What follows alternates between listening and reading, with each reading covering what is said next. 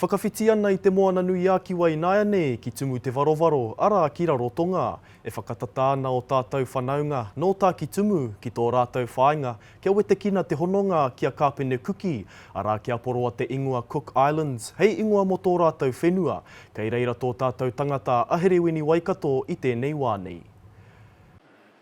Kia orana kia tātou atu I rarotonga e ai ki te Premier o Kuki Aireni a Mark Brown. Ko te hauro o te iwi e kaha nei kia panoni te ingoa o Kuki Aireni ki te tai ingoa Māori motuhake. Kua kōrero a Aukaha ki pā ariki me te Premier e pāna ki tēnei kaupapa nui.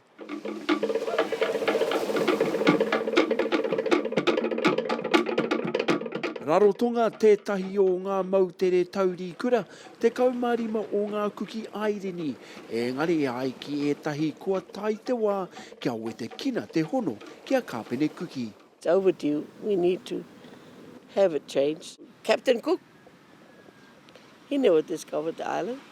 Kua roa etahi e taunu ana I te ingoa kuki, nā tōna kore hitori, kore kiko, kore mana hoki ki enei mautere. Originally, we weren't even named after Captain Cook. I understand it was an accident.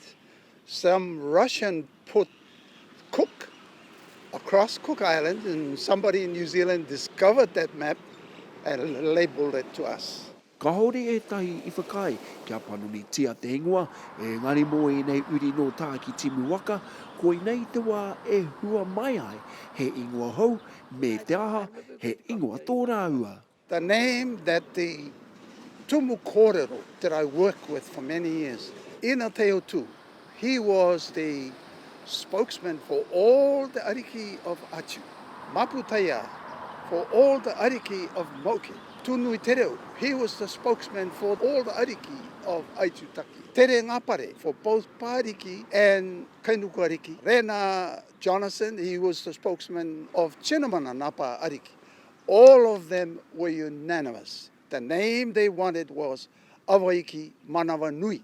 Kai te whakai a Premier Mark Brown ki tētahi ingoa hou, e ngari hei tāna he wero nui kei te aroaro. I think the difficulty for our country is that we're made up of 15 islands.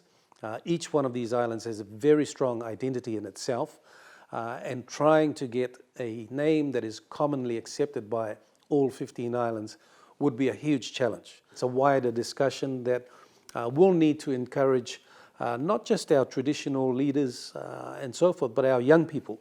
I like that name that's just been brought now, Manawanui. It's got that rhythm and that truthfulness in it about us.